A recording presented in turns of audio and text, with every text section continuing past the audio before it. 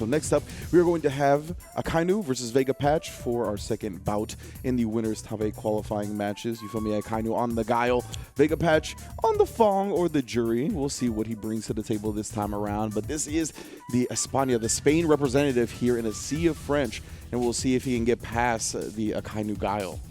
I love it. You said the sea of French players. That's amazing. I would not want to swim in there, believe me. Their characters and their choices and playstyles.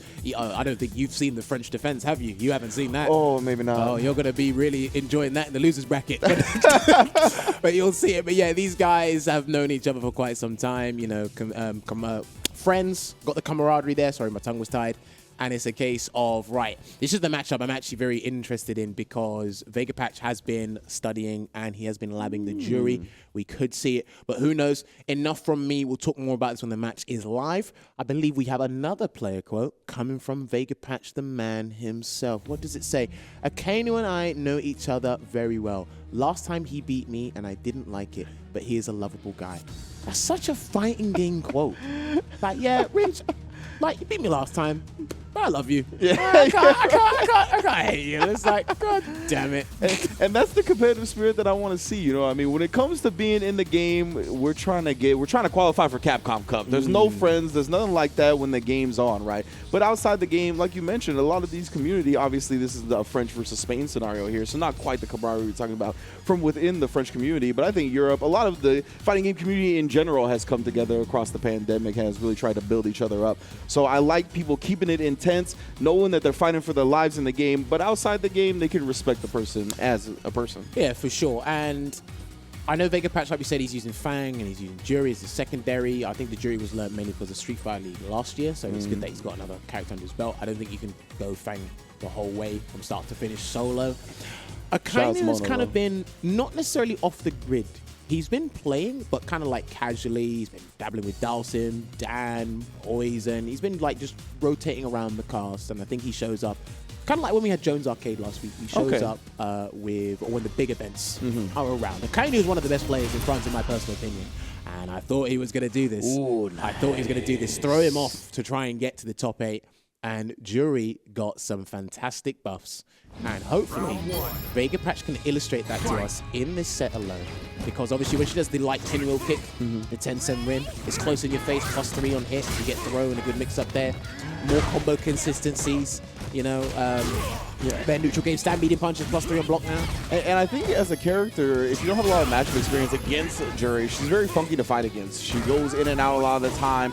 The rhythm that the players play with is weird, but Akainu's kind of bringing that himself already. But if you look at Vegapatch's track record, just playing, he's a very elusive guy. And it's like, he wants to be slick, he wants to be evasive. So him picking Juri as the secondary, which I think has better neutral than Fang, that's my personal opinion, is a fantastic pick for him. And it's already working out right now, Rin. Back throw will do the trick if he gets close enough, but he's going to wait and get that projectile just in case the boom comes out. But that's what Akainu is looking for. Even if you whiff that, you get caught. And I like that from Vegapatch. He wasn't too thirsty for the stun. Oh, cut the V-skill off early. There it is, that's the round. Yep. He's not afraid to throw out the EX Ryo Dansatsu because that is safe on block. It's actually, you can deal with it before it connects because his hitbox is kind of just wide on the ground. So you can have, I think he could do upside down kick against that, but I don't think you're going to see that. Yeah. I might double check that for my personal information later. EX, and this time just got caught walking back right there. I like Akainu going for the low right there, knowing that it's safe, but still exposing the legs. Upside down kick there. Let's see if he can fight out the corner. The fireball almost helped him. Good delay tech there from Akainu. Dash climb sort of the V-skill one again. That's been catching him out. Yeah, definitely Akainu not ready for that. Just getting in his face in a weird way. He's got life lead to work with though, so he's got to be careful of the dash because obviously the dash range increases when Juri's in Feng Shui Alpha. Ooh, what a counter poke right there. Had the buffer behind it as well. Oh, that could have been it. That could have been it, Ringe. That was a nasty meaty fireball, but the back fist instead. You talked about the upside down kick. Comes out with another answer anyway. A lot of damage, leaving Juri on life support. And another V-shift. He will use those, like, you know, just liberally, Vegapatch. So I think Akainu's got to keep an eye out for that. Maybe upside down could work in that scenario as well, but he can't for another projectile or even a heavy. He's going to wait it out. Yeah, we got 30 seconds. Get comfortable. That's what I'm saying. Akainu knows, right? He's like not even going to risk the fireball. No need to. Just waits out the V-skill. Punishes in kind. Good stuff. I think what's interesting as well, because he's still in the phases of trying to make this that, second nature, secondary character. He's going to be antsy in a lot of situations where he doesn't need to be. So people at home, pay attention to how Vegapatch plays when he's got the life lead as opposed to when he doesn't have it, and what resources he's spending, because this character's all based on resources and the money in the bank. Look at what she's got playing right now, spinning some of the stocks. Ooh, I'm going to cash out entirely. That's going to be a healthy life lead. And that means, if a boom comes out, he can do the V-skill one again if he gets close. But the dash cancel V-skills have been working off exceptionally there for Vegapatch at the moment. Good screen control. And look at that, even that anti-air attempt covered by the fireball and landing. Great stuff from Vega. See, this is it, right? Life lead, no EX meter, only got the stocks to work with. The medium and heavy stock are only going to come out if he gets that medium kick buff or even the crouching medium punch. Beautiful. Nice combo. Yeah, and Vegapatch cashing out all the stocks at this point. And you see, I love him not immediately stocking up, right? Knowing that Akainu's trying to overwhelm him, take away that space. So he's just waiting to try to cut him off on the incoming. Oh, and then catching him before he landing with a dash of anti-air. Vegapatch with the Juri. So far, so good. Putting in that work, and obviously we're seeing the fruits of his training pay off. This is kind of what I wanted Link to do to Kills You. Okay. Pick the other character, first to 2 environment, throw them off guard, because I think Akainu was aware Vegapatch was playing Juri. I don't think he was expecting him here. And this is what I was saying last week, right? They got 2 characters. You lab fang, but you study Juri. You don't get caught off guard.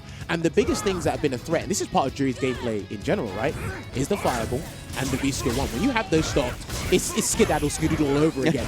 Because it now can't do much, but ignore what I just said, because Akainu's having a good time in the corner here. One throw will do it, and he tried. The corner is the great equalizer, right? All those things that we talked about in neutral, a lot of the time get nullified once your back is up against the wall. Nice neutral jump. Stuck on Akainu. He's keeping it jailed in the corner. No parole for Juri. Let's go to the next round. I think he tried to jump out there, and that situation is very interesting because Guile can walk up throw, or he can get a meaty crouch light punch into the boom and get the combo to the sweep, which is exactly what we saw there from Akainu. He's got a lot of resources to work with right now, Rinch, so let's see how he splurges the meter. Ooh, the exit response at the very end there. I mean, it did cut off that dash V-skill cancel that Vegapatch has been looking for a lot.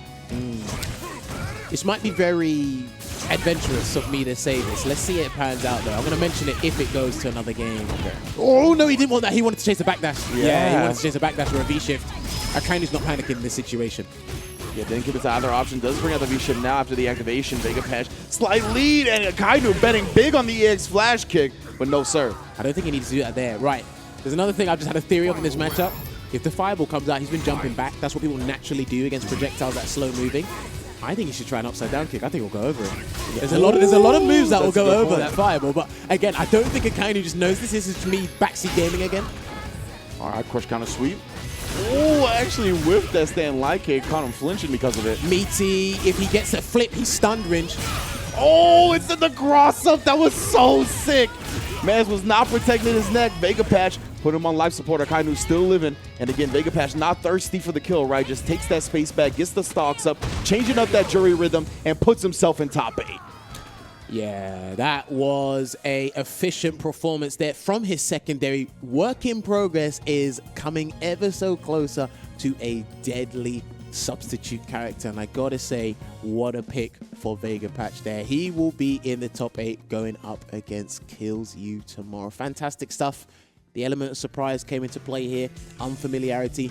Anything you think of that can catch Akainu off guard, it pretty much worked. 110%. Good stuff there from Vegapatch.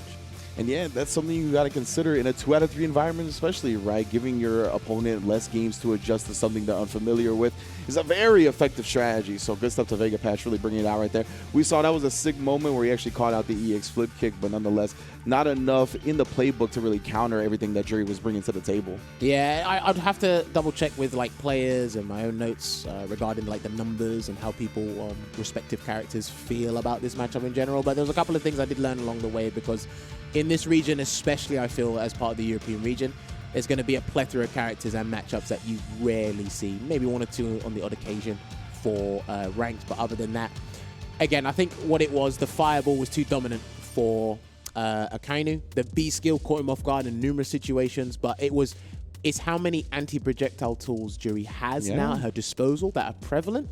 That was really keeping him on his toes there. And again, you saw the EX flash kick.